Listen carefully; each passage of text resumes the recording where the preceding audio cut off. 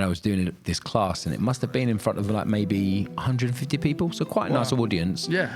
And I kind of like said to the audience, does anyone have any questions? And this guy asked this question, which was just a really dumb-ass question, but he was just trying to test me. What's going on, everybody? It's your boy Los Cut It, and you're in the cut with today's guest. But first, my homie Baby Chata. What up, baby? We are back with another banger, man. And man, each guest gets more interested, man. And I'm excited, bro. I appreciate everybody tuning in, man. It's been a ride, bro. And well, how many episodes we got till season 1 wraps?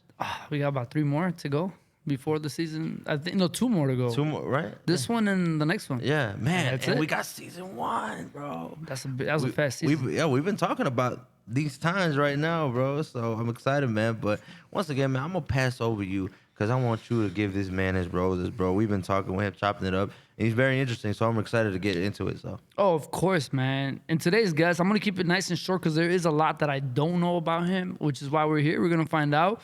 I do cross paths with this gentleman all the time in America, overseas, everywhere. This guy's world renowned. He's a young genius, as Joel was saying. And everybody, I want to introduce to you guys the one and only Kevin Luchmun. What's up, Kevin? Thank you very much, guys. Thank you for having me here. Of course, man. People don't know this is so last minute. But you know what? These are the best. As soon as you walked in to headquarters, we sat down, we got the ball rolling. So we didn't really get to chop it up. How you feeling? Yeah, I'm good. It's good to be back here in Chicago. It's good to be here with you guys. Good to finally see your headquarters. What do you think? I think it's beautiful. You know, like I said, you know, it's we get to see these type of things in social media. You know, photos, videos. But when you see it in the flesh, that's when you're like, I see it. I see it and I feel it. You know, I feel the vision that you had when you got it. You know, and it's it's good. You know, it's exciting. Well, I appreciate you, man. It means a lot for you to be here all the way from the UK. Now, what brought you out here to Chicago? God, well, you know, the thing is, I do a lot of work in America. You know, and not only do I cut hair, like I also do photography. So the actual idea of me being here in Chicago was just to stop in because I'm going over to Minneapolis afterwards. I'm going over there to do a photo shoot for 3 days. But Chicago was my stopping ground to obviously go over there. But then first, I was like, you know, I know a lot of people over in Chicago, so let me reach out to them, see if they want some education, you know, make myself useful whilst I'm here. And then, done 2 days education here. And then fly tomorrow over to Minneapolis, do the photo shoot, come back here, and then back to London. Awesome. That's sick, man. That's so cool because I did see you in London, like 3 weeks ago, 4 weeks ago, somewhere around that ballpark? Yeah. October, Salon International. And that's your hometown, right? Correct. Yeah, yes. So I'm in your hometown all the way in London, and I see you just like I see you everywhere else. And I'm just like, you know, I got to have you on the podcast, man. You let me know whenever you're out here. And then like a few weeks later, you shoot me a DM, and I'm like, damn, already? Yeah. It was quicker than I thought, and it was dope to have you here because, like I mentioned earlier, we see each other all the time, you know, and I know I want to say the earliest memories I have with you, and it might have been the first time I've ever met you, was Barbering, New York. Correct. Yeah, right? Yeah, with Sophie. It was Sophie, and I know Sophie was talking highly of you, and then and that usually the people that I keep myself close to, if they like somebody, then I open the doors to that person based off what that person said. So as soon as I hear good things about you, and even yesterday Joel had some amazing things to say about you. And that to me just kind of makes me feel better about talking to you. And when we talked, you just seem like a real cool dude. Now, one of the things that I want to talk on first, man, is that you look great, dude. You know what I'm saying? And I'm sure you've gotten that these compliments all over because you deserve it. Now, you were, when I first met you, I don't want to say you were heavy set at all, but you definitely I was heavy. Were you? You looked normal to me then. And then it wasn't until you dropped your before and afters randomly, and I'm like, holy crap. Yeah. Now, was that a pandemic thing, or did you do that after, before? What's the story behind that? No, so the story behind that was that transformation started in March 2019, and I was big. I was really big. But what was your heaviest? So the heaviest that I was when I started that transformation, I'd say it was in the March 2019, and I was weighing around 96 kilograms. So I'm not too sure what that is in pounds because you guys work on pounds. I knew right? he was going to say kilograms, and I was like, oh, I hope he knows what it means in pounds. Yeah, about 96. So I reckon 96 is probably, just shy of just under 200 pounds, I imagine. Something like that, like 190 something. Yeah. That isn't so bad. 212 pounds. Okay, so you're 212 yeah, pounds. 212. And how tall are you? like 5'7", so Okay. like 165. Okay. Just over maybe. Yeah, and the whole story behind that was, you know what it's like. You know, you're being on the road, you're being busy with work, you have your own company, and you just lose track of everything. You know, with the travel, you know, airplanes, different time zones. Yeah. You know, the convenience of just grabbing, I don't know, a takeaway or a sandwich or whatever else. I just kind of lost track, and then, you know, I got to the stage in March 2019. My son was born on the 21st of May 2019. And then it was the March that I realized to myself, you know, I don't want to be a fat dad. Like, I want to be able to run after my son. I want to be able to keep up with him. I want to get to the stage in life where, you know, he's like 16 and he's trying to still keep up with me. You know, Nice. that's what I want. You know, like, I can keep up with him now for sure. But like, even when he's older and he's really pushing heavy, you know, whether he's going to the gym, running or whatever, I want to be able to keep up with him. Right. And then, yeah, I was just like, you know what, enough's enough. And then with me, when I have something in my head, and I think it's a lot with a lot of creative people, it's like when you have something in your head and you know exactly what path and what direction you want to go in, nothing will stop you. You will Right. find one way or another. Same with like you, when you got this headquarters, when you saw it and they was like, okay, you can have the lease, you was like, okay, I'm going to make this happen one way or another. Oh my God. And you visualize it. You have already visualized what you're about to do with that place or Right. like yourself. It was same like me. You know, I was looking at pictures and I was thought, you know, yeah, I'm going to get a six pack. I'm going to, I was like, I'm not just going to lose weight. I'm going to go to that extreme to get that six pack and to be in good shape. So, yeah, I set myself basically a 12-month target. A year. And it was, it was a 12-month transformation. No, sorry, a 9-month transformation. Okay. So it was March 2019 to the December 2019, 9-month transformation. And within that 9 months, just trained, ate healthy, and then just went for it. Now, was it something that you were just laser focused, didn't have any cheat days, just straight focus, or did you kind of use those 9 months where you balanced it, where it was like, hey, you know, sometimes I did a little bit of that, but for the most part, I did what my guy would say, 80% to 20%, 80% good, 20% bad. I just went crazy. So I literally I went 0 to 100. So that I only had 2 cheat days. One was on my birthday, which was in May, and the other one I think was when I sort of got down to like maybe like 75 kilograms. So it's like I hit like a number that I want to hit. So yeah, just 2-day treat day, and then yeah, other than that, just eat clean and just train. Damn, you hear that, Ruben? Hey, But this is the thing. This is like people ask me like, how did you do it? And then I was like, basically just 2 simple things.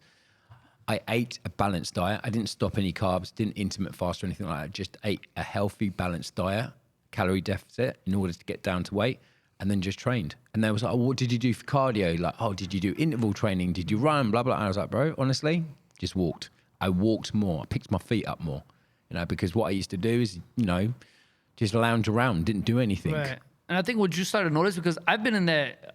So one of the things me and Joel were struggling is that we didn't know how old you were. Because I know Joel's 47 and he's been in the game. He was talking like, I mean, I've been doing this 24 years, right? Hair. And he was talking about before I even started cutting hair, how he was out here competing. And I was like, oh my God, that's a long time ago. And we were like, well, how old is Kevin? And we didn't know. We didn't know if you were 30 or if you were 45. So why don't you share that? How old are you? I'm 38. You're 38. Yeah, so I'm 39 next year. Man, you but the look thing great, is, man. I feel the youngest I've ever felt in my life because of the training, because of the eating good, because of the looking after myself. You know, I don't do drugs. I don't drink, you know. I mean, I look after myself. I'm not like, but this is the thing, it's like I'm not obsessed now because when I done that 9-month transformation, that was the vision, that was a goal. Now the goal is just to maintain what I've got, be fit and healthy inside as well as outside. So from an aesthetics point of view, you can be like shredded and ripped, but are you really fit and healthy inside? That's true. Do you know what I'm saying? Yeah, and I see you, man. Your videos of you the one thing you do is when you do the pull-ups and you get that's insane. And I don't know if Kevin, Ruben, if you don't know what I'm talking about, but when you get a chance, check him out. This guy, do you still have your transformation photos on there? Yeah. well, his Instagram is private, so I wouldn't been able to get Why in. is your Instagram private? Because I'm a private person. I didn't know, to be honest. I didn't know that you were allowed to have a verification and be private at the same time until I saw his profile. Unless did you get verified first and then went private? Yeah. I've only been private for like a couple of weeks, just because sometimes, you know what it's like. Sometimes it's just like, you know what, there's so many people that follow you for the wrong reasons, but they don't actually follow you. I thought, you know what, like I'm just gonna go on private for a little while, and it's surprising how many people try and follow you that was following you before or like knows on what you're doing. It's They be interesting. nosy, yeah. Yeah, when they mentioned it to me, because what I normally do every time we get a guest, now being that Ruben, Baby Horchata is a comedian, and then JC is our new, he's our camera guy, but he's new in barbering, so he doesn't really know a lot of names. Like I know a lot of names, so when I'm bringing names up, I like to just share everyone's profile. Yeah. And be like, get to know these guys. If you want to have any questions about them and everything, and they were both like, dude, Kevin's page is private. I'm like, what? What do you mean? Why private? So that was the question. It makes sense because Yeah. you're right. People follow you. They all follow you, but not everyone supports it. And everyone, Precisely. you see that? It's crazy, right? What do you think? Yeah, I'm gonna be shredded in 12 months. Bro, trust me. I mean, when it comes to the whole health ordeal, definitely, bro. Like, I think one of the most exciting things is when, you know, as I grow in my career and doing what I do, is making more time available and creating more time. And one of the things that I really want to do is definitely insert that. Obviously, you know, Mario being my homie, and he's a trainer and he's shredded. He's always like, when we go out to eat, he's like, hey, you don't need those mozzarella sticks, bro. Yeah, but my argument against that is you need to first find out why do you want to do it. You know why? Because if your why is strong enough, you're going to do it. Like my why really was my kid, and it was like my wife. You know, I wanted to be that provider in my household, and the thing is, it's like you don't need to completely stop everything. There's nothing wrong with mozzarella sticks. You know, they're nice, they're delicious, but it's understanding of how much of that are you going to eat. Because it's like you can eat one and then it'll be nice, but if you eat the whole plate, then that's going to be so much calories that you're eating. Yeah.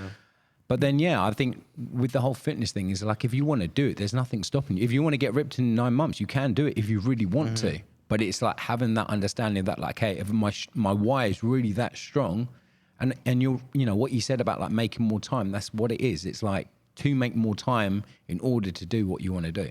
But that's like anything in business and whatever else, right? Yeah, too much good is bad. You know what I mean? So that's dope. That was, I remember when you first dropped that, I didn't realize, that's what I'm saying, when I first met you, when I first met you, that didn't even cross my mind. Like I never looked at you and was like, man, this guy's big.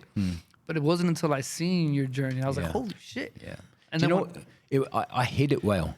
The thing is, I knew inside that I was that big, and you know, I'd always wear big, oversized black hoodies. You know, I'd always wear like some coats over the top of that. You know, and I had facial hair, so I carried it well because everyone said that. I was like, "Fuck, man, I never knew you was that big." Until you get big. But then it was like for me to do that, I was doing it for myself. So I didn't post like videos of me working out. I didn't post videos of how my transformation was going. I just knew where I started, where I want to get to. Once I get there, I'm just going to be like, you know what, I'm just going to post it. But I was so close to not posting that because I wanted to do it for the right reasons. Like I wasn't doing it because I wanted to show off to be like, oh yeah, look at what the fuck I done. Like, oh, I'm really cool. Look at me now. Yeah, look at me now. I'm fucking ripped as a motherfucker. Yeah. But it's like, for me, it was like, do you know what? I want to do it because I guess I wasn't happy within myself with how big I am, how big I was.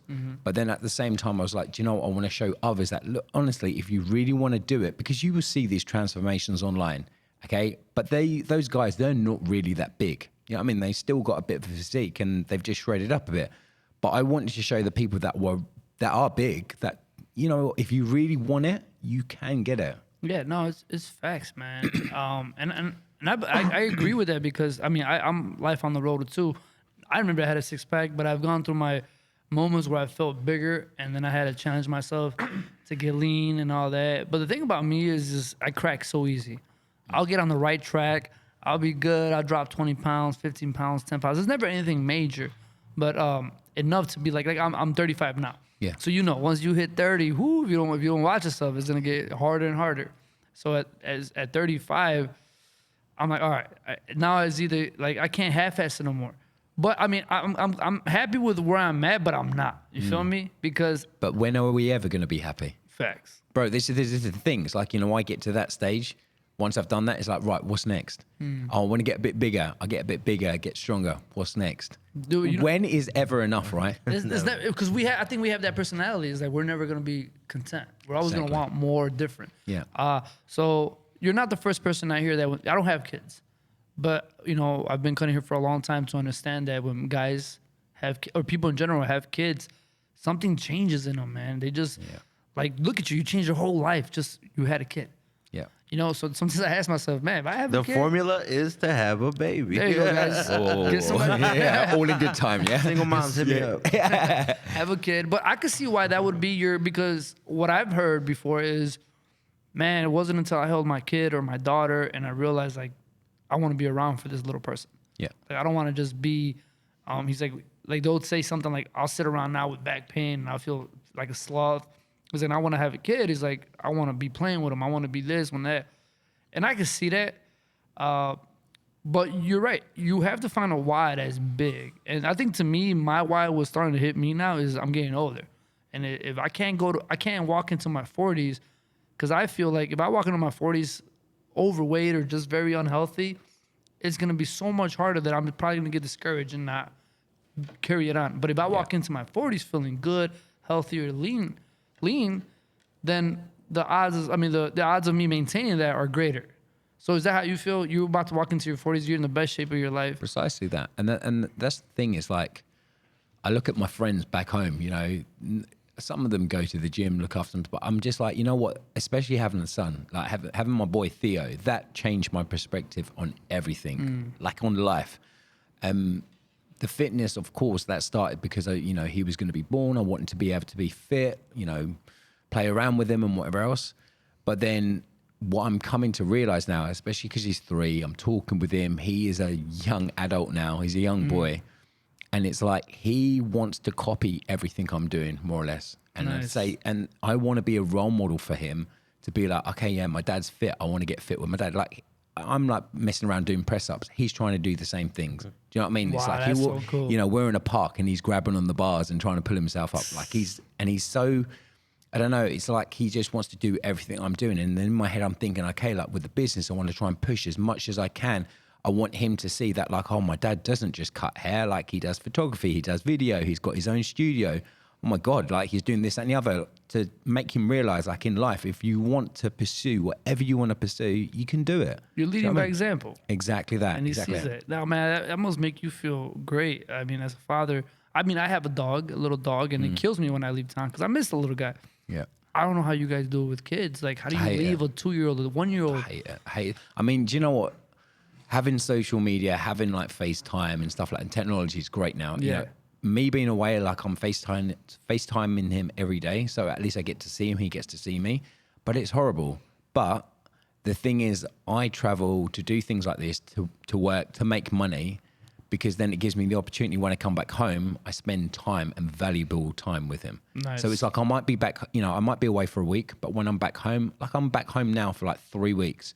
I'm doing a couple of emails, you know, working from the studio, but I get to pick him up from nursery, see him after nursery, take him out, take him to the studio, take him out and about, Wow. spend quality time, because you can be there with someone, but are you really there with someone? That's Do you know what I mean? true. Are you present with someone? Yeah. That's true.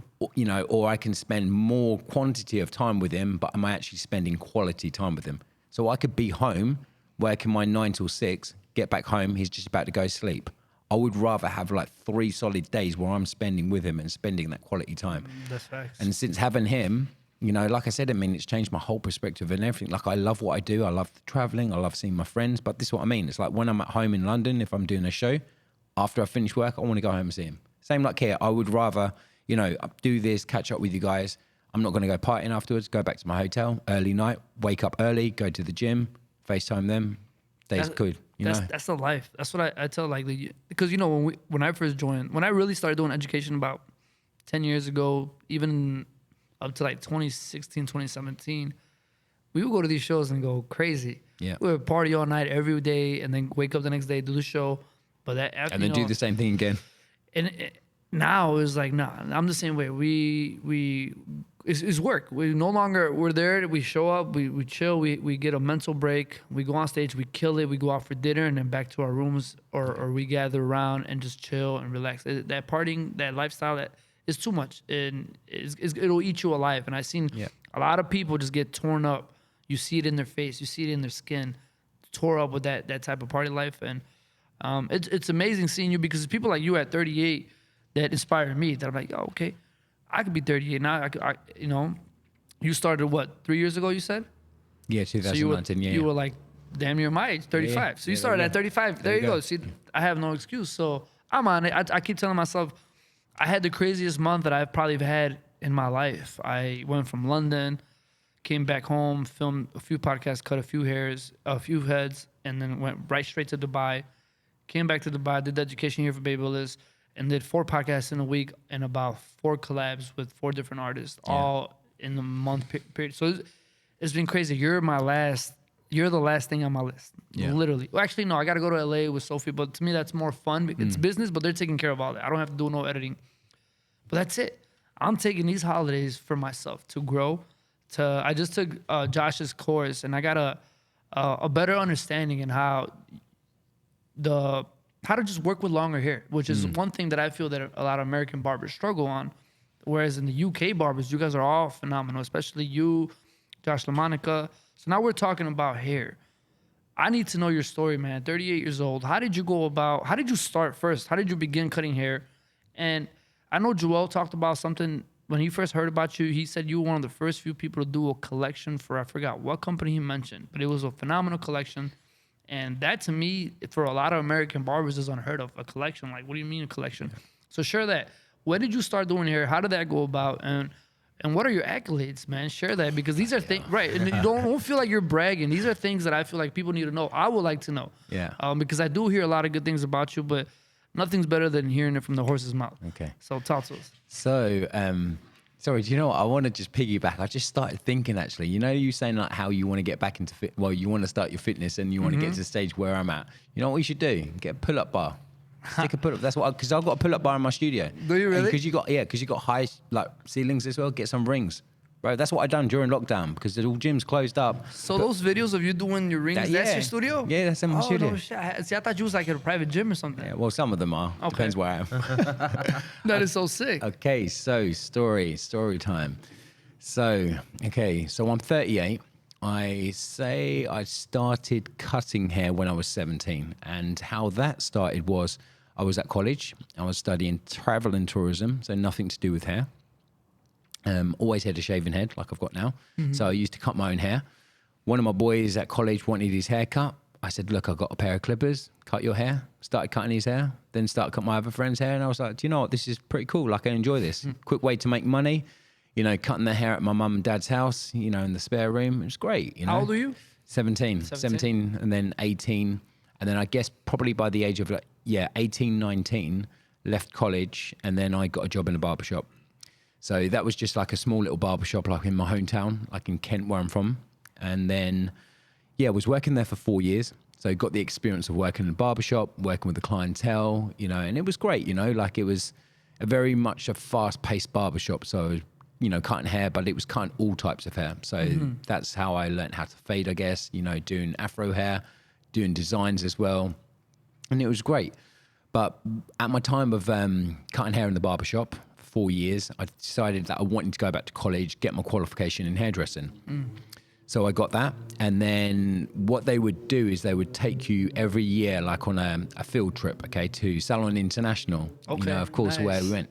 So obviously, Salon International, very similar to like ABS in Chicago, massive exhibition center. You see all these different brands. And I remember going to the Salon International, and I remember like looking at all these different brands, and I remember seeing in the middle of the exhibition center, Tony and Guy, and they had the biggest stage. They had the best models. They was doing really cool demonstrations, all different hair lengths, just super, super cool. And I thought, I want to get into ladies hairdressing, and if I want to learn from the best, like I need to obviously get in with them. Right. So had a look at Tony and Guy, saw that there was one in my hometown, and then applied for a job there, got the job there. But then because it's a salon, I had to learn about ladies hairdressing. I had to learn about cutting longer lengths of hair, which is what I wanted because, doing the barbering, like I knew how to fade, I knew how to like cut the hair on top, but I didn't know how to approach longer lengths of hair, didn't know how to like blow dry hair, style hair, sectioning or anything like that. So I started with Tony and Guy, had to retrain completely again, was with them in the salon in my hometown maybe about 2-3 years. And then at this stage, I thought, right, I really want to push myself as much as possible. And at this stage, I was about maybe 27. And I thought, the only way for me to really push myself in this career and in this industry is I need to move into London. Okay, because of course, being in London, that's where everything happens. That's So where were you from originally? So I'm from originally Kent, Maidstone. So that's probably about an hour away from London. So Okay. like in the suburbs, Okay. basically. You know, someone living in the suburbs, coming and obviously working down into downtown Chicago. Right. So so I moved to London when I was like 27, 28, was working in Covent Garden, so like right in the center of London. I was working in Tony and Guy there. It was amazing. But then at this point, when I moved into London, that's when I realized this is a fucking big industry, and there's a lot of people that move to London to try and get to the top, which is what initially I was trying to do.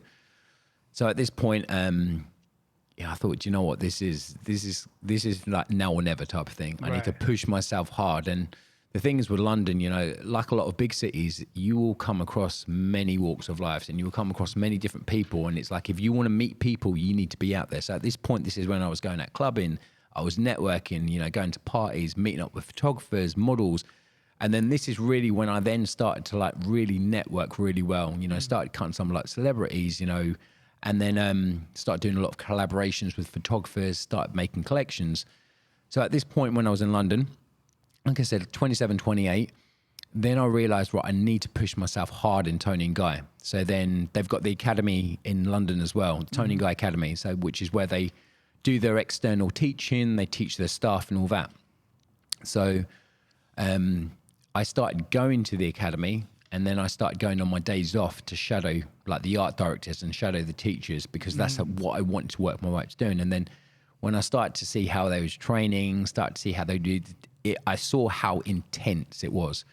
Now, in order for me to work my way up in the company, I had to attend these team, like these meetings called art team meetings. So they were like every 2 weeks, and then you would just train hard. They'd be grilling you, watching you doing demonstrations, telling you like how to perfect things. You know, it was just so intense.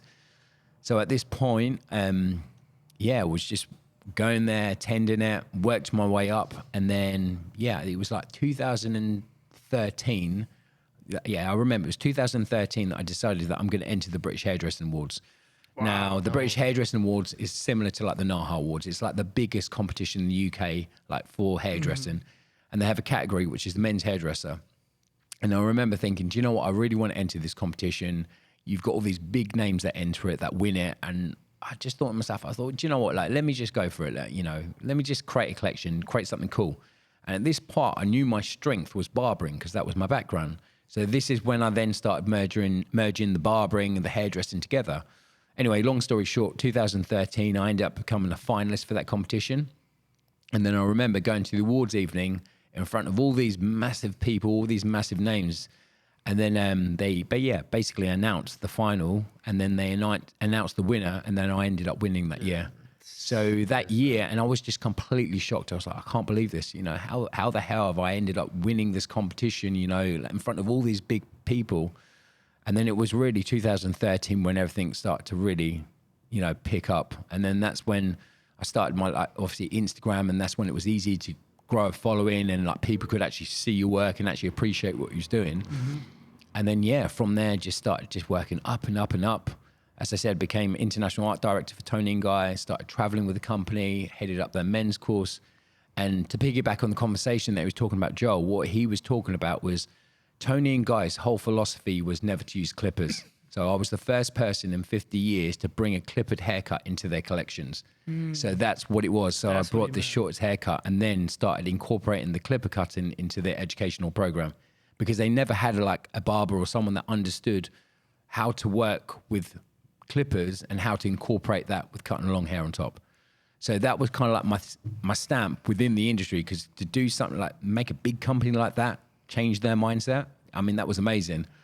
And then, stayed with the company. And then 2017, decided to leave the company, set up my own company, do my own education, which brings me to the present day now. Dude, that's insane. Just to give you guys a perspective, I opened my Instagram in 2012. When I opened on my Instagram, like I was uploading pictures of food, like the most random things. But for whatever reason, I had already the name Los Cut It under my belt. I was really big on just branding myself.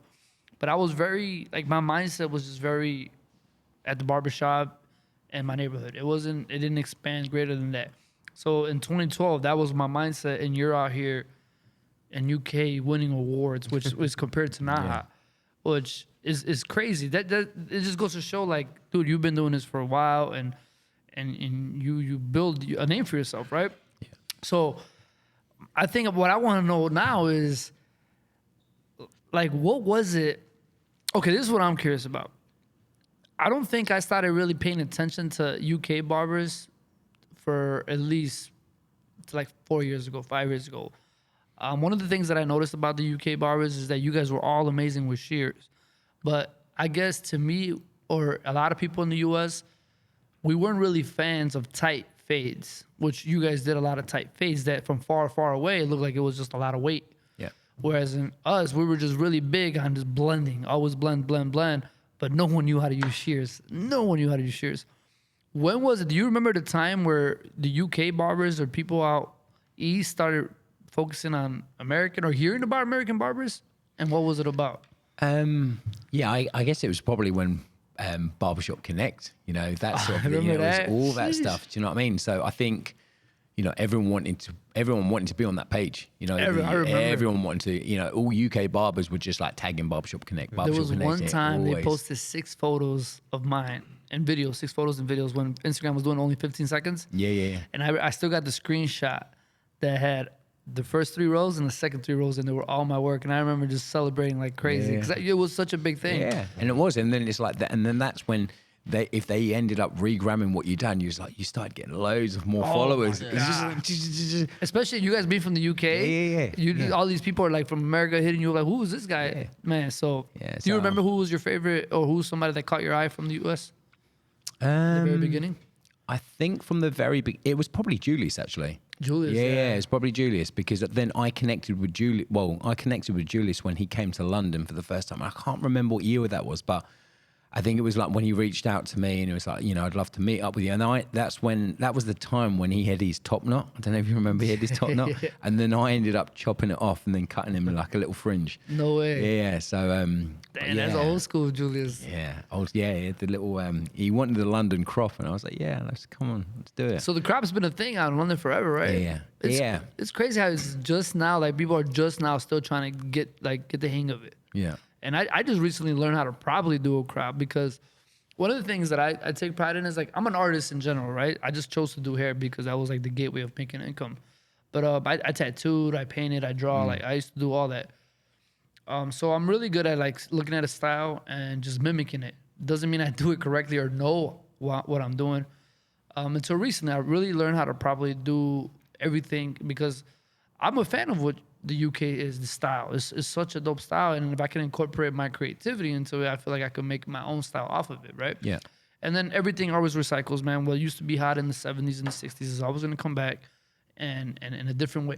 You know, I got me wearing a mullet right now. And you would ask me 5 years ago, would you ever grow a mullet? I'd be like, hell no. I said the same thing when the mohawk was hot, when the comb over was hot. But I started opening my mind like, dude, these things come back. So when they come back, you have to modernize it. So I like to always, and I'm sure you probably do the same thing. If not, explain what is it that goes when you create these looks. Because one of the things that I want to ask you is, what made you was it the Tony and Guy on how you cut so precise? Because how do you have the patience for that? I always try to tell myself, okay, is this something I want to learn? Because we all know when you're behind a chair, I can sit here and try to part and do everything so precise, but it's gonna take me hours. Dude. Yeah. I'll be in there for hours. Would you say something like, hey, practice until you get faster? Or is this how you cut when you're behind a chair on the regular day, or is this more strictly for education? So if you think about it, what would you say a cosmetologist would say that they struggle in doing? Fading, Yeah. right? So, and they'd probably say, oh, I can't fade hair. It takes me ages to work with clippers. So it's the same with like a barber trying to work with partners and sections and trying to cut hair. You know, that's the weak point. So for me, whenever I'm teaching, like I do have a methodical approach behind how I teach, but then I'm always about talking about how can you be more efficient? How can you do things quicker? And there are certain techniques that, okay, if you're parting and sectioning the hair and you're working clean sections to make sure that the haircut's going to be balanced and correct, then you bypass everything else because you don't need to go back because you've already done it. Facts. So again, it is just that practice for like speed time, because, I could say to you, okay, fade his hair. You'll be like, yeah, cool. I could do that in 5 minutes if I really want to. First. So it's the same with cutting hair when you're working your partner's sections. It's just about timing, patience and practice. Yeah, I mean, I can see that. I get told that when I do my designs, like people be like, all right, that's Lowe's, that's your model, and then they come back like 15 minutes later, and I got a whole piece done. They're just like, whoa! Yeah. But it came because I've been doing this for 20 years. Yeah, but at the same time, if you want to take your time, you could take your time. Oh yeah. Do you know what I mean? And it's the same with me. When I educate, I will take my time, explain it, break it down correctly. But then real life situation, I'm like, okay, if I wasn't talking, I was just concentrating and cutting the hair, take me 15, 20 minutes. Do you always stay precise, or do you slack a little bit when you're? Nah, hell yeah, I slack all the time, bro. Because I say the thing is with me, like I'm a very, when I teach, I will say, okay, this is how you do it, but then I'm still relating it to a real life situation. You're going to get like 30 minutes, 45 minutes to cut a client's hair.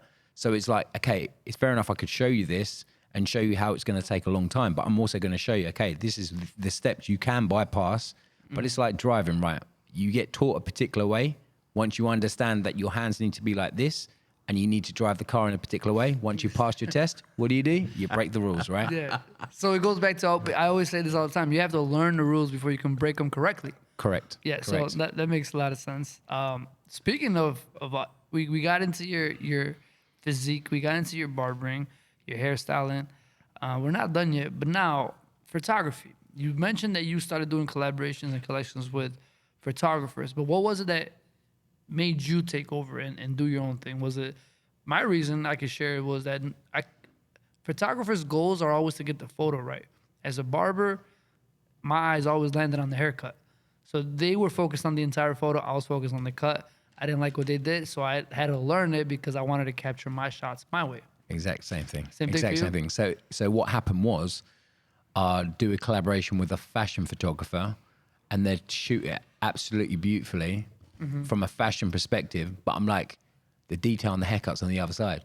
Yeah, but the model looks better like this, and I'm like, okay, cool. And then you get to the stage where you would work with a photographer that would know how to capture your look, but then they overly edit it or they don't do it in the way that you want it to be. And then, you know what, another reason why I got into photography was because when I was in London, like I said, I was networking with a lot of different models. I knew a lot of people. I knew a lot of agencies. I'm cutting all these models' hair for free just because it's good to take a photo of my iPhone. I thought, you know what, I've got this professional model. They've done this campaign. They're this top model.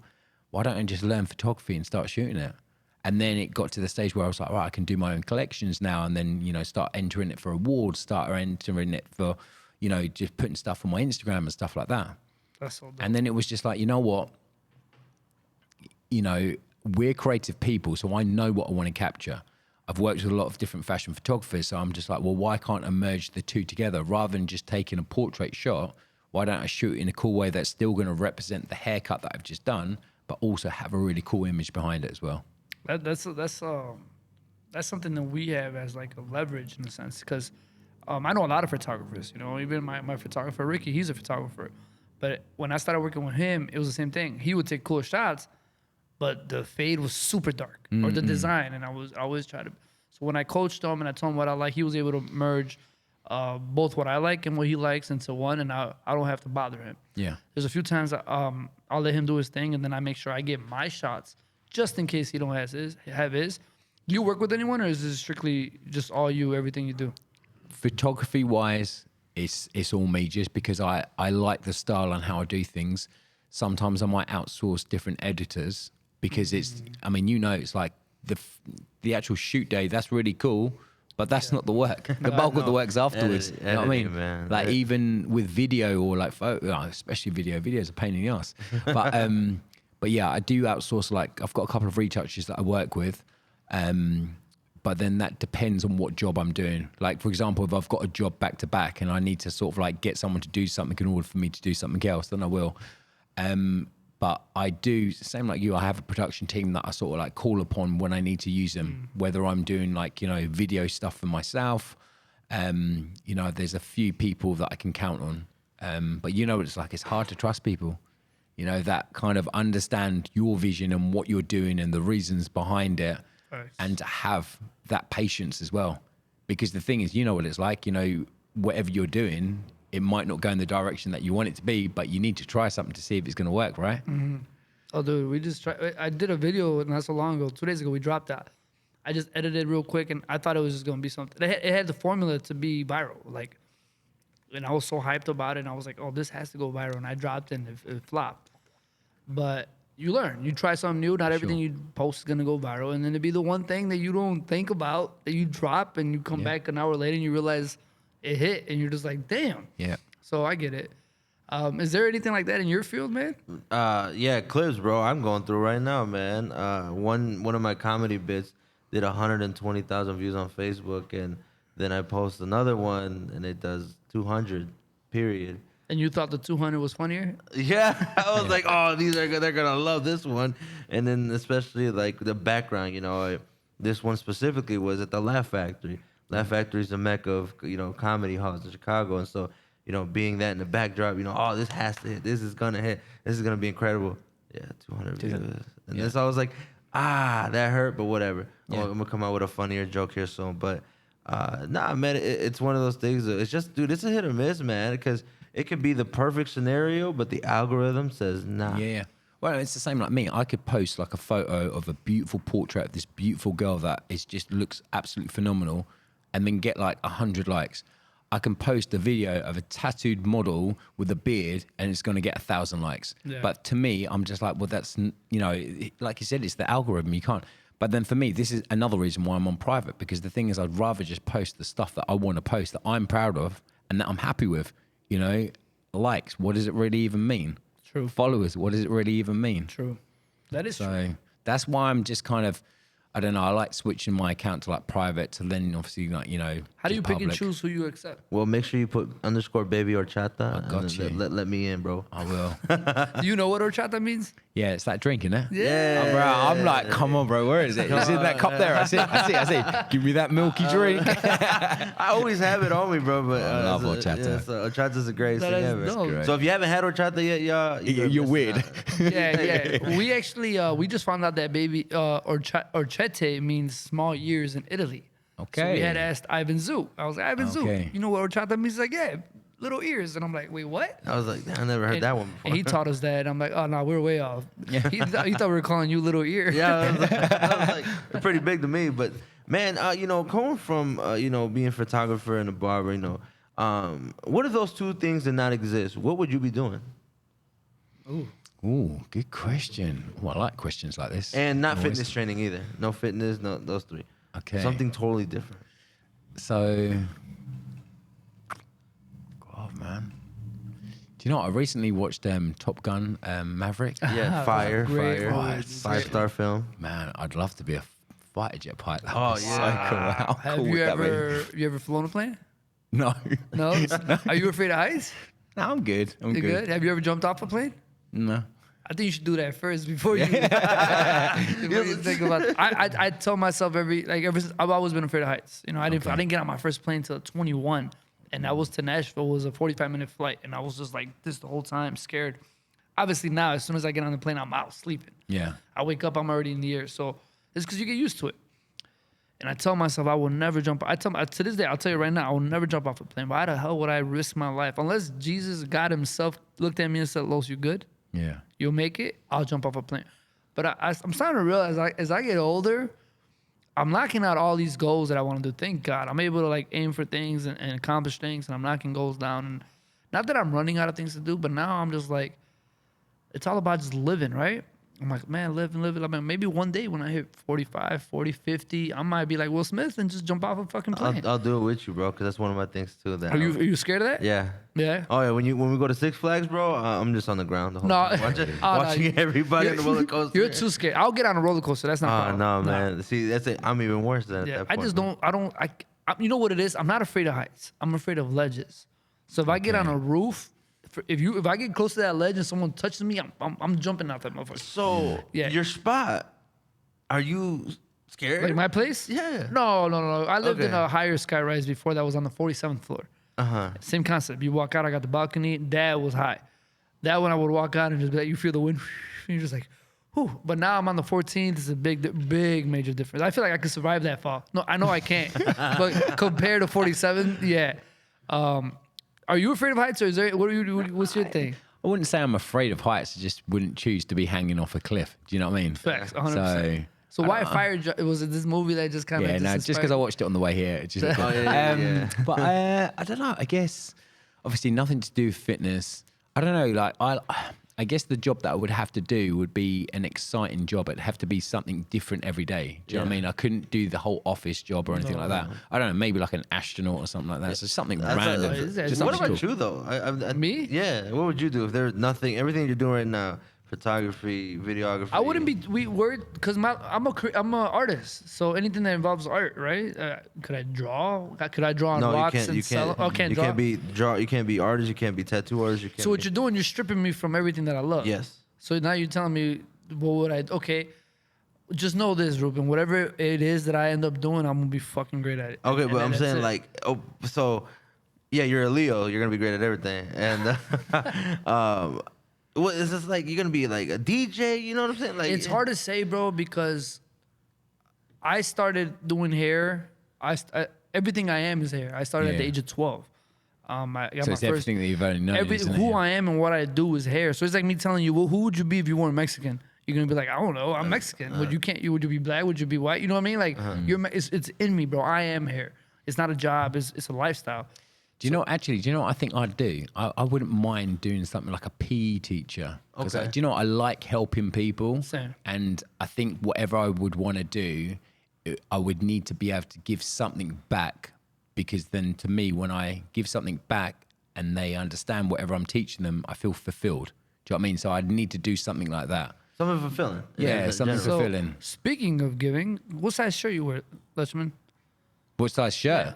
I know you got the oversized. What is that, a large or an Medium. XL? This is an extra small, but it's an oversized. Right. So But I reckon like probably like a medium. like a medium. All right, man. I got something for you, man. I got something special for you. I have this brand, the GOAT, right? So what the GOAT symbolizes, it all started a couple years ago. Every time I would post something, it just started getting so many comments on my shit. Now I'm not the only person that gets the GOAT. I see it in a lot of people's comments. But I started getting it so much where people just started calling me the GOAT. Every time I started going places, people would call me the GOAT. The GOAT doesn't symbolize, I don't wear it and walk around like, yo, I'm better than everybody. I'm the greatest.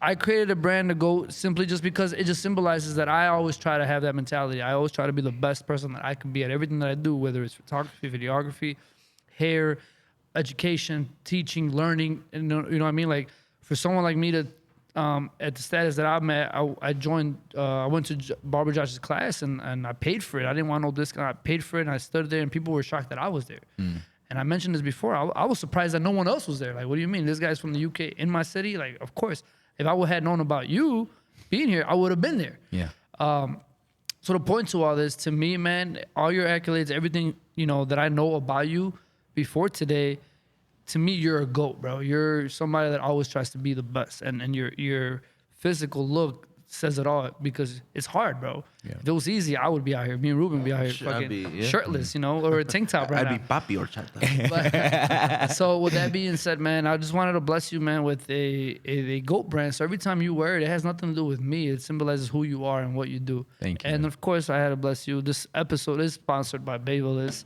So just a heads up, man, I got you your Los Cutty Clipper. Don't know if you have one. Don't know if you need one, but it's right you, there. sir. And a couple beanies. I got a couple beanies on there, man. So It's feel gonna free be to cold check it out. outside. Yeah, it's real soon. This is a fluke. Did you notice how hot it was today? Bro, literally. I'm just walking around in a t-shirt. Yeah, this is that get sick weather. I tell people, like, don't get fooled. Like, I still had my hoodie on because this weekend, Sunday's going to be like 35 degrees. So that's a 40-some degree drop. Yeah, but it's, yeah, I mean, check it out, man. Feel free. Thank you, sir. Yeah, man. Do you still use a lot of clippers, or you mainly just on your, Yeah, I mean, like, Cheers. you know, it's obviously I'm part of Andis now, aren't I? Oh, that's right. You are. Yeah. How's that so- going for you? Yeah, it's great. Yeah, Yeah. they're good. I mean, do you know what the thing is like, obviously part of Andis, part of Esquire as well. And it's great, you know, for me, working with different American companies, it's, you know what it's like, coming to the American shows, man, there's just so much energy. I mean, no disrespect to shows that we go to, but Salon International, I mean, you What I saw how it learned- was, bro. What I learned, so I forgot if I was either talking to you, Josh, or Tadius, one of those three. And that show, that was my first time there. Yeah. That show reminded me of what it was out here 5 years ago. Okay. So I guess, I can't remember who it was that we were talking to, but they were saying something like, yeah, it's not like America, we're still trying to, and I'm like, yeah, but that's how we started. I remember ABS Chicago, 2013, 2014, we would go there and it was all hairstylists in these big old companies. And then right in the far back where it was darker and the lights were like flickering was The a little barbers. barber area. And that's what it was. And then look at us now, right? You walk in, it's literally half barbers, half stylists. And then even in the Babyliss booth, we used to have just a corner booth while the Cosmo team had this big old booth. And now we share the same booth. And now it's gotten to the point where they're like, well, we want to see more barbering than hairstyling. So they kind of pushed the hairstyle it's more and barbering. we impacted. So we were telling whoever it was we were talking to, we're like, dude, this is just the beginning. And I noticed that it was you, Tadius, Josh, all in that same circle, and you guys were repping hard, man. But that to me, what I see coming from here is you guys are the founders, man. When it blows up out there, when it starts becoming what it is here now, you guys are gonna be the OGs. You guys are gonna be the ones that made it all happen. How do you feel about that? I feel good, but do you know the thing is, I just still feel the UK market is, is so different to the US market. Explain, because everybody says that. I don't know. I just feel culturally, how open you guys are to learning. Like the UK, don't get me wrong, like we want to learn, but I just feel like sometimes the UK hold back a bit more. Do you know what I mean? You think it's the ego?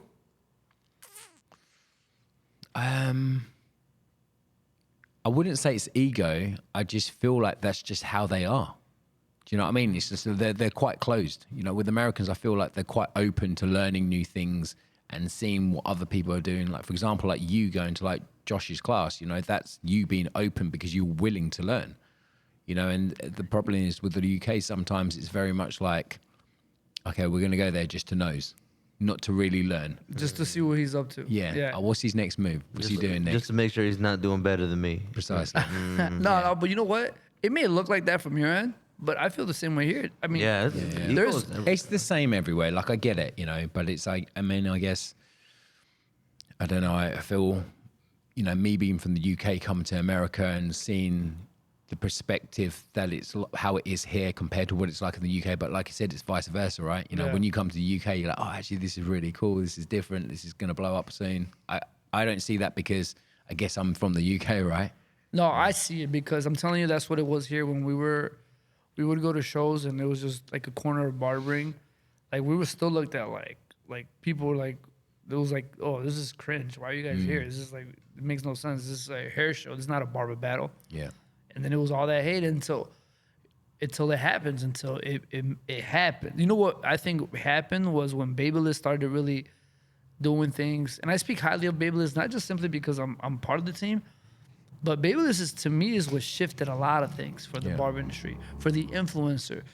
I understand that people weren't getting, their day rates were horrible, and they would be there from 5 a.m. prepping hair. And a lot of people would just volunteer to be a part of these shows, weren't even getting paid.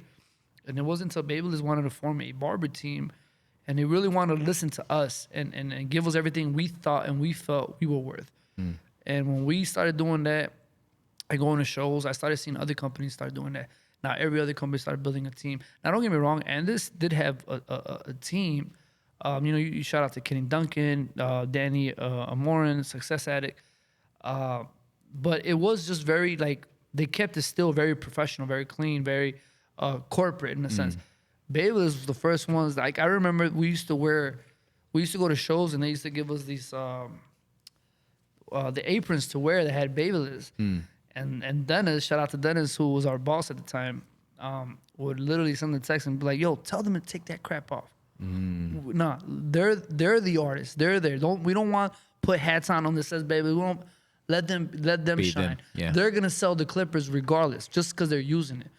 And I remember I go to shows and they would literally have all types of gimmicks on me, and those was like the first couple shows. And then when they started letting us do us, we just started shining because think about it. I mean, from Sophie, from me, from Rob, the original, we all are different people. We're all artists in a sense, but we're all different people, so we shine different.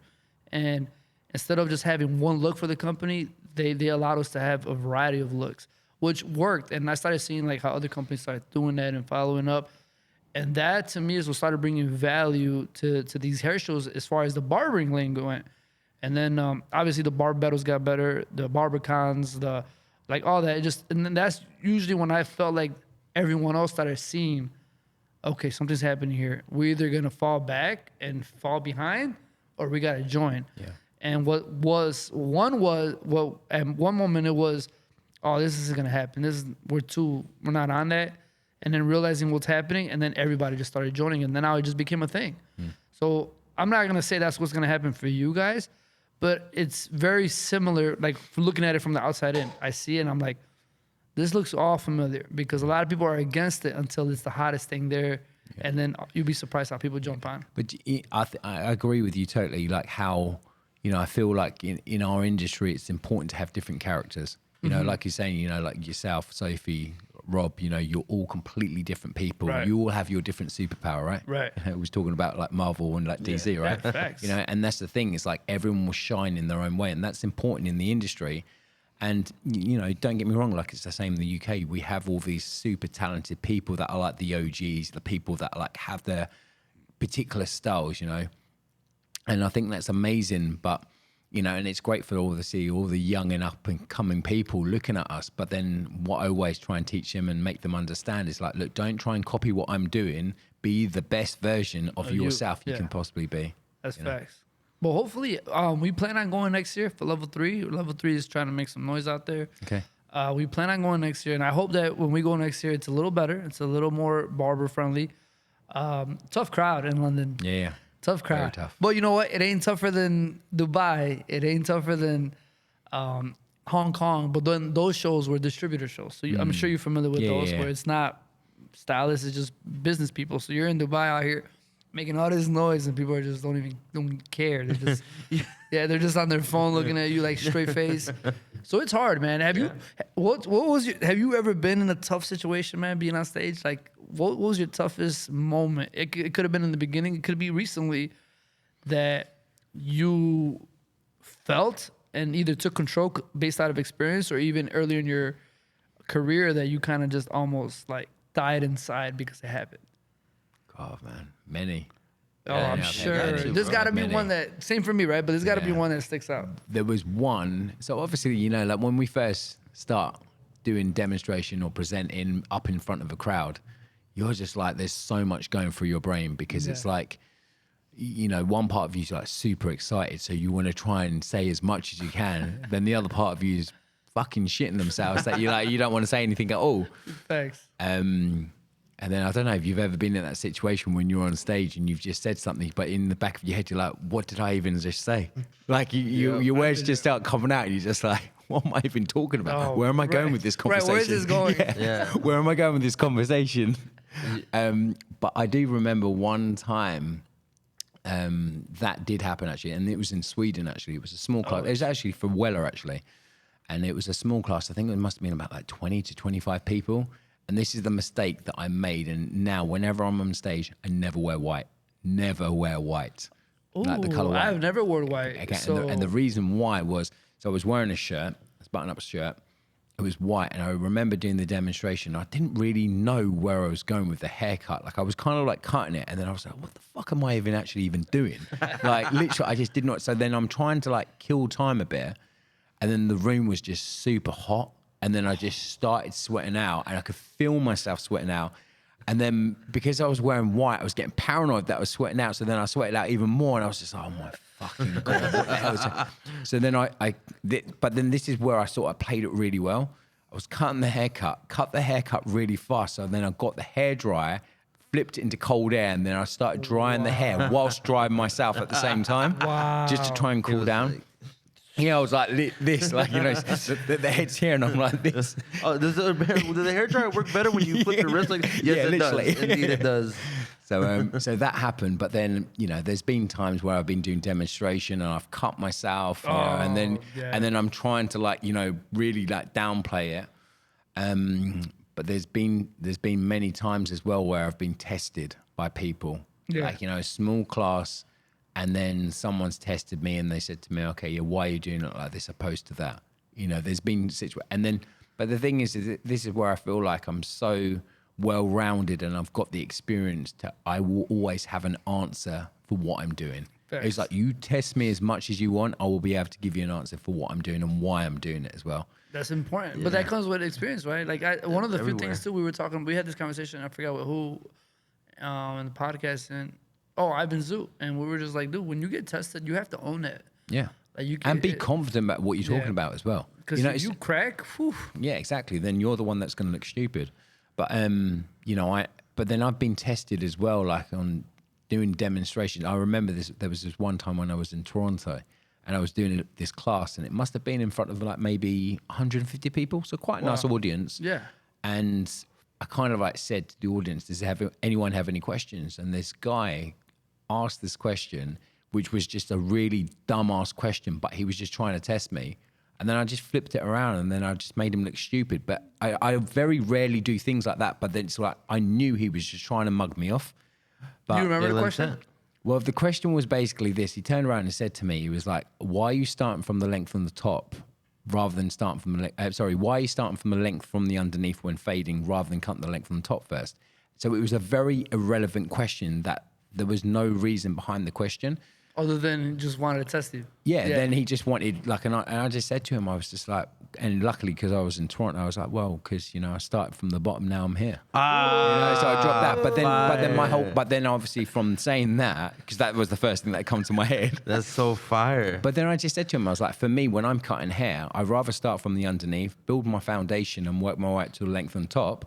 I said, there is situation that I might start on the length on top, but it depends on how I'm feeling. Right. Plus, I said, if the client's happy with the haircut, who gives a fuck where I start? Fact. Do you know what I mean? That's It's such like, a fire. it was just like, why are you asking that question? You I was had like, that in the canon, bro, because it's the same thing, bro. So, I mean, I've been heckled before. You know, you got the drunk audience member. Yeah. You know, they're too loud or whatever. And, you know, when you're discussing with people, there's going to be people talking. And you have to have something ready. It's weird. Oh, yeah, you have to be fast. Dude, because, dude, you can't lose the crowd. No, you don't no, want to no. lose the crowd. No, exactly. Because, like you were saying, sometimes people are innocent. You know, they just maybe they're not good at asking questions.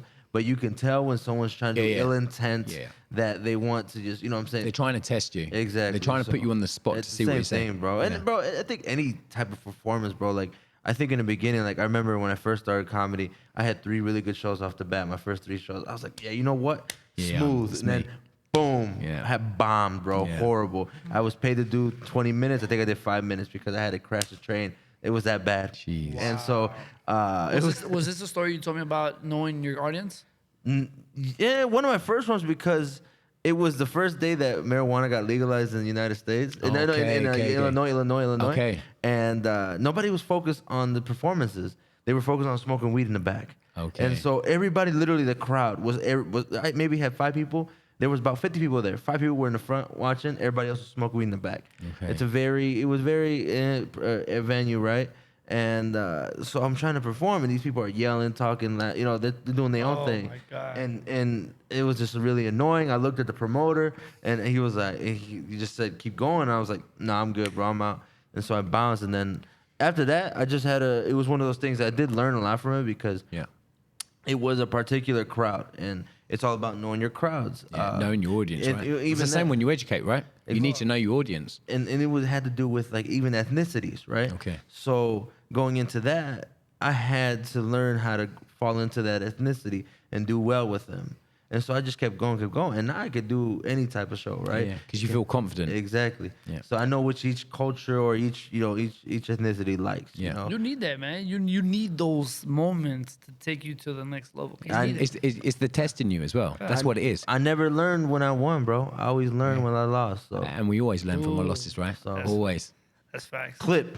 Yeah. No, that was definitely that was such a quick. I can't remember off the bat, but I've had responses that quick. And you know what's crazy? It has nothing to do with me being quick or smart. It just felt right. Like Yeah. when people do that, the things that I impress myself. I'm like, I'll say it. Everyone gets a laugh at it. I'll turn around. I'm like, damn. What did I? What even just come out my mouth? I should be a comedian. Like it felt good, but But that's the thing is like you don't mean to do it in a malicious way. You don't try and be, but it's like when, like I said, when you know that they're trying to be a dick to you, that's when you're like, yo, there was no need for that. That's when I want to take him back and be like, look, come over here. Do you know what I mean? Let's have a little word beforehand. You know, yeah. Now, hey, if you were as lean as you are today, that white shirt wouldn't have been a problem, right? Yeah, literally, right. We would have just taken it off. Right, now everybody just focus, like all the girl cosmetologists. Are like, you got a couple guys too. Like, Hopefully just the guys. So tell me, man, everyone has a plan. And if you're anything like me, man, we like to not just work in the moment, but always have a plan for the future. What's your 2023 looking like? Is there anything you want to do different, change, or you know, just do different? You know what? It's interesting because it always gets towards the end of the year. Every year that I'm thinking, right, okay, what's going to happen next year? What's next year? What's up for next year? You know, and like for me, honestly, I just don't know. And that's an honest answer. And the reason why is because I said to myself, the beginning of this year, I want this year just to sail by. I don't want any COVID shit going on. I don't want any lockdown because this is effectively for me the first year COVID-free, traveling all back to normal. So it's like I wanted to like get this year over and done with. Make sure that everything's going up, which has been great. You know, I've been traveling, been very busy. And then next year it's like, right, okay, January, I'm going on holiday for like 3 weeks and I'm just going to think, reminisce what happened 2022 and think, okay, right, cool, 2023, let's get this started. That's all dope. You know, so, you know, I've got my studio that I want to utilize more. Like we were saying, you know, the whole idea of because I got the studio during lockdown. How big is your studio? Not as big as this. No, I was just curious. I would say actually probably from your cove to the door, actually. It's probably it's about, a nice size. Yeah, so it's a nice size. But yeah, I mean, like, you know, during the whole pandemic, that was something that I done. Like I opened it in July 2020, just after we'd come out of the first pandemic, because it was like traveling stopped. I couldn't travel, couldn't do anything. So I was like, right, I need to turn everything virtual. I need to figure out how I can make more content. So I got the studio. But yeah, I guess next year would be to utilize the studio more. You know, continue with my travel, continue with my education, push the photography and video a bit more, I guess, you know, because I enjoy doing that. You know, I enjoy doing new stuff because, you know, even though I've been a photographer and videographer for like, you know, 10 years plus now, I'm still relatively quite new to it. Like I feel like I'm new to it compared to doing hair. Right. Like hair, education, like I feel very confident at doing. Especially all the things that these videographers are doing with now. Like exactly. Like my video guy, Carlos, savage. And this is where, like, if I need him, I'll hire him. Yeah. But if little things, TikToks and all that, it's good that we know. Yeah, exactly. We can handle those little things. But you know what? I was having this conversation with someone yesterday down the gym, actually. Like, I always revert a lot to fitness because it's a massive passion of mine. It's something that I enjoy doing. It's a big part of me. And he said to me, he was like, oh, what do you want to train down the gym? And I said to him, I was like, oh, I want to work more on my weaknesses. I said, like, I'm really good at pushing. I'm really good at pulling. I'm strong on my upper body. I said, I want to work on my legs. Because I said to him, like, what I want to start doing now is focus on my fitness, the stuff that I'm weak at. So I want to build stronger legs, stronger back. And then I started talking to him later on in the day. And then he asked me the question of like, you know, what do you want to work towards doing? Pretty much the same question you asked me. And I said to him, I was like, you know what? I want to focus on more of the stuff that I know that I'm not great at doing. I said, I'm an excellent educator. You are. I'm excellent at like cutting hair. You know, I want to work and focus more on the stuff that I know I'm weak at. So I'm very, very good at doing photography, but there's a lot of elements of photography that I want to learn still. The same with video. And I thought, do you know what? I just want to be a lot more better at doing the stuff that I'm not good at. Because we always tend to do the stuff that we're great at doing, right? Yeah. Do you know what I mean? For example, like you know, I say do a design, you're like, cool, no worries, I can do it with my eyes closed. You go with something like longer hair, then you're better. I can do it, but I know I can be better at doing it. Which is why I'm changing my. Because here's the thing: how long can I mean, for the last 6 years, I've been with Babyliss, going on shows, cutting women's hair off, or short hair girls, and doing designs, and it's all cool. Like it's not a lot of people are doing it. Some people do it, but I feel like I have a style that when you see it, you're like, I know who did that. Yeah. How long is that gonna be relevant for, right? That's what I mean. And it's important for me to know when, hey, Los, you can't 2023, you gotta switch it up, which is what I did.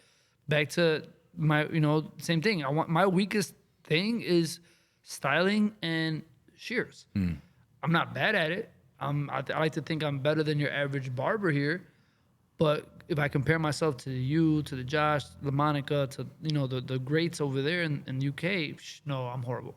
And then when I compare myself to these hairstylists that do women's hair, I'm horrible.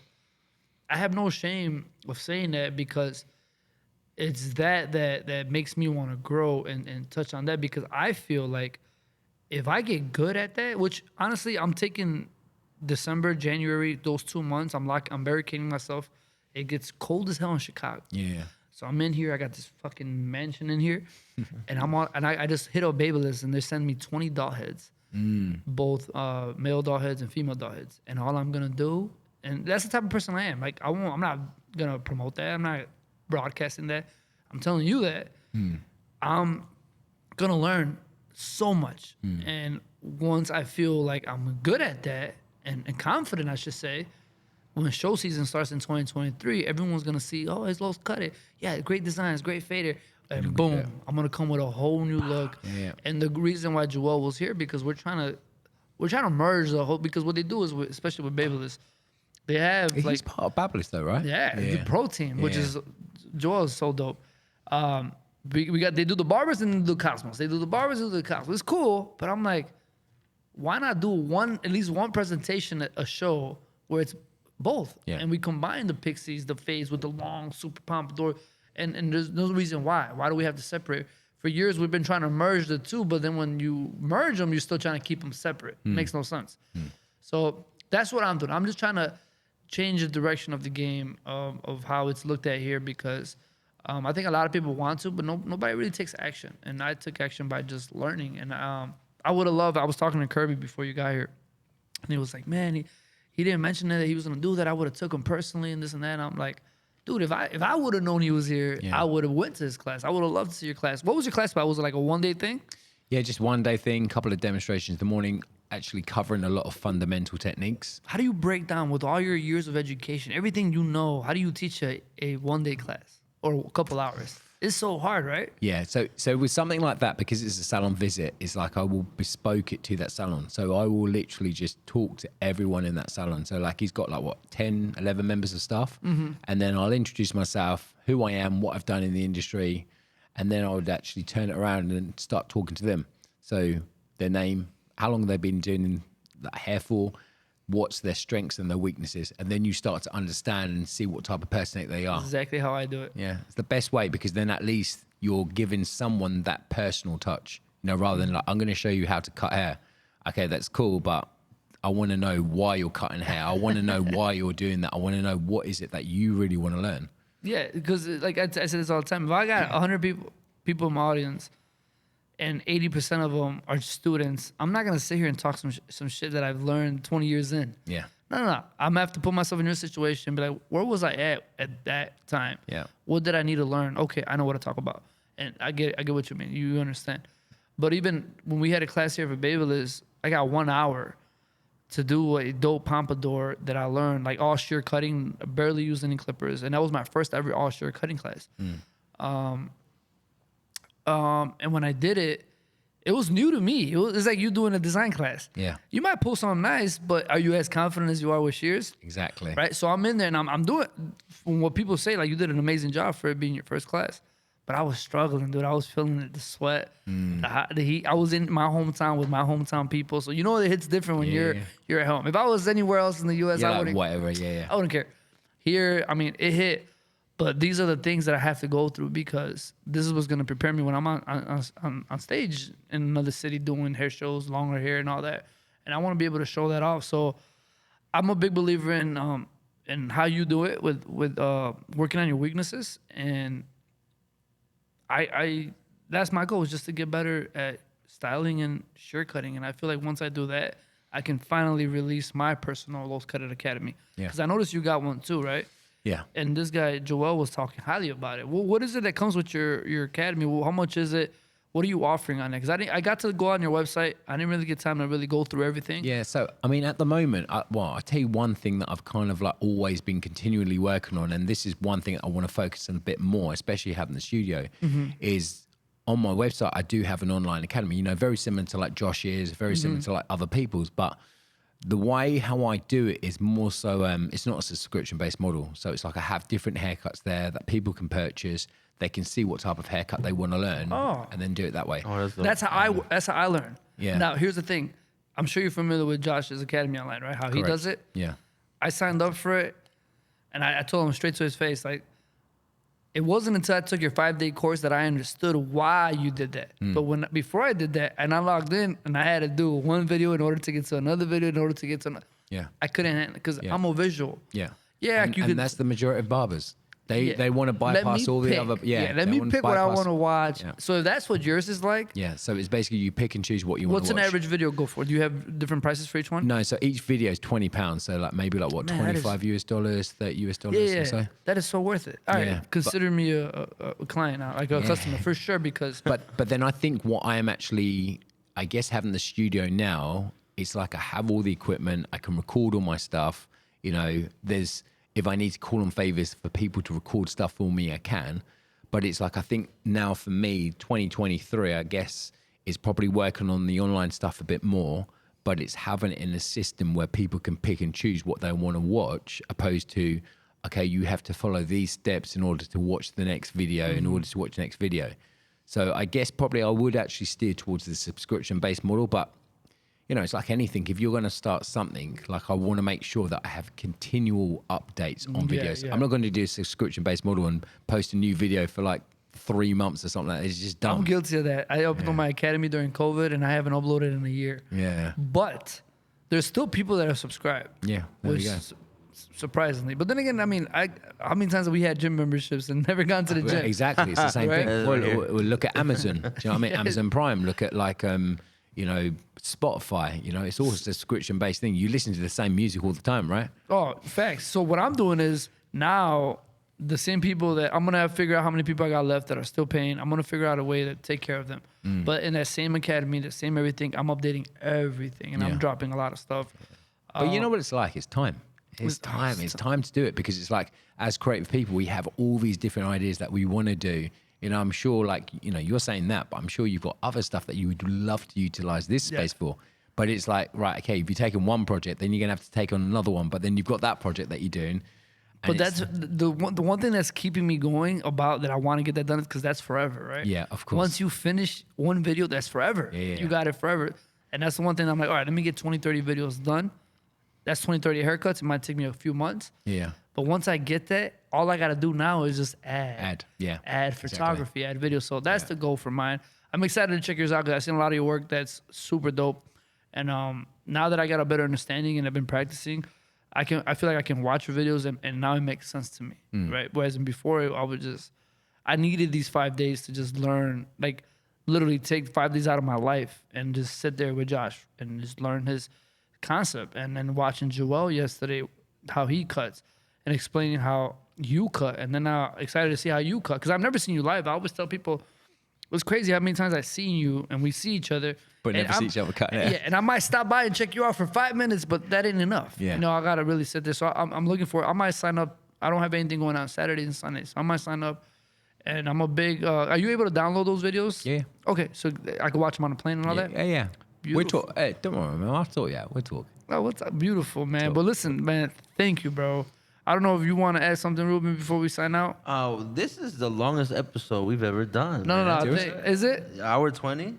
Oh snap! Yeah. That's quick, right? Hey, And we could carry on going. no, because I'm sure we could carry on. No, because he going. was like, "Hey, do you want to ask him anything else?" Like, bro, we had hour 20, dog. If I ask him this next question, we're gonna be here. Yeah. But we're gonna part two. Yeah. But man, dude, it's been me, bro. Like I said, we coming into this, bro. We knew that I was just somebody that was not in the industry whatsoever, absolute nothing, and not affiliated by any means, anything, bro. And so, I've got to meet, A-Rod and everybody, and it's so cool to meet you guys and to see that, like, you guys are more than one-dimensional artists, bro. You guys, you're tapping into photography, you're tapping into videography, and, I just think it's really cool, bro. And especially, you being from the UK, man, there's a lot of, everything's about culture, right? Yeah. Me being Mexican, us being Mexican, everything's culture, Horchata. And, todo, papi, todo, papi. And so, man, just definitely, just happy to have you here, bro. So it's cool talking with you. And hopefully one day I have a show in the UK and you can pull up, man. 100%. That'll be This sick. ain't gonna be the last time that I'm back in Chicago. You know I'm gonna hit you already up know. next time. And we're doing a season 2, a whole new setup. There you go. And